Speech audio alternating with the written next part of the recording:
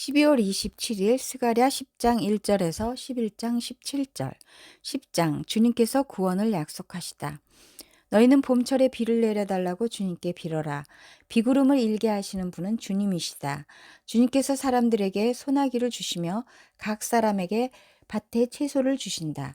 드라비 무상은 헛소리나 하고 점쟁이는 거짓 환상을 본다. 그들은 꾸며낸 꿈 이야기를 하며 헛된 말로 위로하니 백성은 양떼같이 방황하며 목자가 없으므로 고통을 당한다. 나의 분노가 목자들에게 불처럼 타오른다. 내가 지도자들을 벌하겠다. 만군의 주님께서 그의 양무리인 유다 백성을 돌보시고 전쟁터를 달리는 날랜 말같이 만드실 것이다. 유다에서 모퉁이 똘과 같은 사람이 나오고 그에게서 장막 기둥과 같은 사람이 나온다. 그에게서 전투용 활 같은 사람이 나오고 그에게서 온갖 통치자가 나온다. 그들은 모두 용사와 같이 전쟁할 때 진흙탕길에서 원수를 밟으면서 나아가는 사람들이다. 주님께서 그들과 함께 계시니 원수의 기마대를 부끄럽게 할 것이다. 내가 유다 족속을 강하게 하고 요셉 족속을 구원하겠다. 내가 그들을 불쌍히 여기고 그들을 모두 고향으로 돌아오게 할 것이니 나에게 버림받은 적이 없는 사람들 같이 될 것이다. 나는 주 그들의 하나님이다. 그들이 기도를 할 때마다 응답하겠다. 에브라임 사람들은 용사같이 되며 그들의 마음은 포도주를 마신 듯이 기쁠 것이다. 그들의 아들, 딸들도 구원을 보고 기뻐할 것이며 나 주가 한 일을 본 그들의 마음이 즐거울 것이다. 내가 휘바람을 불어서 그들을 모으겠다. 내가 이미 그들을 구원하였으니 그들이 옛날처럼 다시 번성할 것이다. 내가 그들을 씨를 뿌리듯이 여러 백성들 가운데 흩어버려도 그들은 멀리서도 나를 기억할 것이며 아들, 딸과 함께 살아있다가 돌아오게 될 것이다. 내가 그들을 이집트 땅에서 돌아오게 하고 아시리아에서도 돌아오게 하겠다. 내가 그들을 길르앗 땅과 레바논으로 데려올 것이니 그 땅이 살기에 비좁을 것이다. 그들이 고난의 바다를 지나올 때 나 주가 바다 물결의 기세를 꺾을 것이니 나일강이 그 바다까지 다 마를 것이다. 아시리아의 교만이 꺾일 것이며 이집트의 왕권도 사라질 것이다. 내 백성이 나 주를 힘입어서 강해지도록 하겠다. 그들이 내 이름을 앞세우고 늠름하게 나아갈 것이다. 나 주의 말이다. 11장 폭군의 멸망. 레바논아 내 문을 열어라.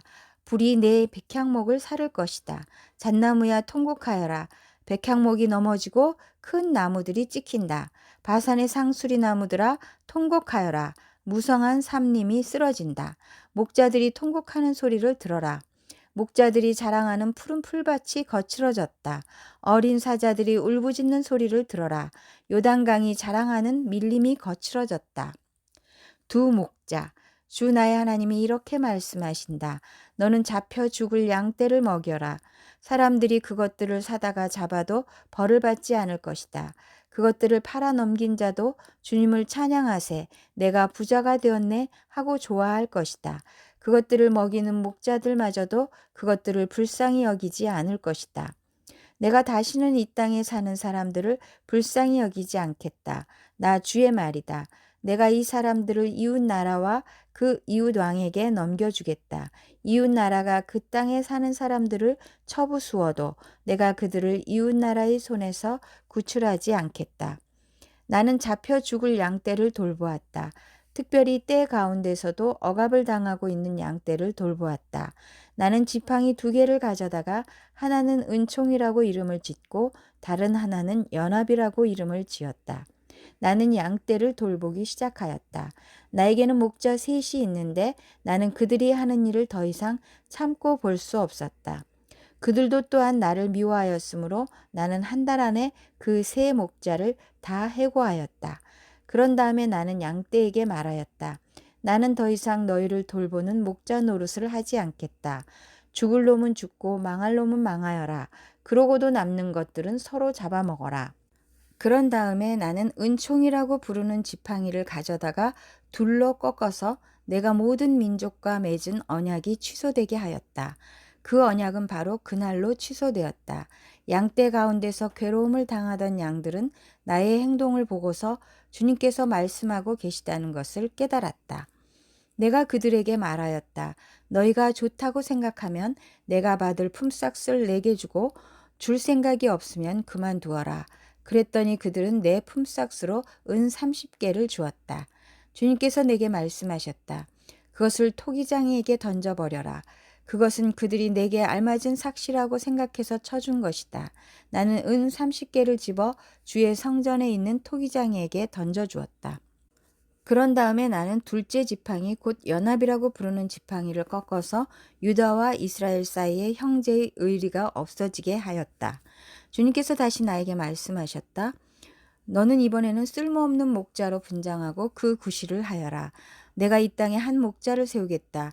그는 양을 잃어버리고도 안타까워하지 않으며 길 잃은 양을 찾지도 않으며 상처받은 양을 고쳐주지도 않으며 튼튼한 양을 먹이지 않아서 야위게 하며 살찐 양을 골라서 살을 발라 먹고 발굽까지 갉아먹을 것이다. 양떼를 버리는 쓸모없는 목자에게 재앙이 닥칠 것이다. 칼이 그의 팔과 오른 눈을 상하게 할 것이니 팔은 바싹 마르고 오른 눈은 아주 멀어버릴 것이다. 요한계시록 18장 1절에서 24절 18장 바빌론의 패망. 그 뒤에 나는 다른 천사가 큰 권세를 가지고 하늘에서 내려오는 것을 보았습니다. 땅은 그의 영광으로 환해졌습니다. 그는 힘찬 소리로 외쳤습니다. 무너졌다, 무너졌다. 큰 도시 바빌론이 무너졌다. 바빌론은 귀신들의 거처가 되고 온갖 더러운 영의 소굴이 되고 더럽고 가증한 온갖 새들의 집이 되었구나. 이는 모든 민족이 그 도시의 음행에서 빚어진 분노의 포도주를 마시고 세상의 왕들이 그 도시와 더불어 음행하고 세상의 상인들이 그 도시의 사치바람에 치부하였기 때문이다. 나는 하늘에서 또 다른 음성이 울려오는 것을 들었습니다. 내 백성아, 그 도시에서 떠나거라. 너희는 그 도시의 죄에 가담하지 말고 그 도시가 당하는 재난을 당하지 않도록 하여라. 그 도시의 죄는 하늘에까지 닿았고 하나님은 그 도시의 불의한 행위를 기억하신다. 너희는 그 도시가 준 만큼 그 도시에 돌려주고 그 도시의 행실대로 갑절로 갚아주어라. 너희는 그 도시가 섞은 잔에 갑절로 섞어주어라. 그 도시가 그렇게 자기를 영화롭게 하고 사치하였으니 그만큼 그에게 고통과 슬픔을 안겨주어라. 그 도시는 마음속으로 나는 여왕의 자리에 앉아 있고 과부가 아니니 절대로 슬픔을 맛보지 않을 것이다 하고 말한다. 그러므로 그 도시의 재난 곧 죽음과 슬픔과 굶주림이 하루 사이에 닥칠 것이요 그 도시는 불에 타버릴 것이다. 그 도시를 심판하신 주 하나님은 강한 분이시기 때문이다. 그 도시와 더불어 음행을 하고 방탕한 생활을 한 세상의 왕들은 그 도시를 태우는 불의 연기를 보고 그 도시를 두고 울며 가슴을 칠 것입니다. 그들은 그 도시가 당하는 고문이 두려워서 멀리 서서 화를 입었다, 화를 입었다, 큰 도시야. 이 강한 도시 바빌론아, 너에게 심판이 한순간에 닥쳤구나 하고 말할 것입니다. 그리고 세상의 상인들도 그 도시를 두고 울며 슬퍼할 것입니다. 이제는 그들의 상품을 살 사람이 하나도 없기 때문입니다. 그 상품이란 금과 은과 보석과 진주요, 고운 모시와 자주 옷감과 비단과 붉은 옷감이요, 각종 향나무와 각종 상아기구와 값진 나무나 구리나 쇠나 대리석으로 만든 온갖 그릇이요, 계피와 향료와 향과 모략과 유향이요, 포도주와 올리브 기름과 밀가루와 밀이요, 소와 양과 말과 병거와 노예와 사람의 목숨입니다.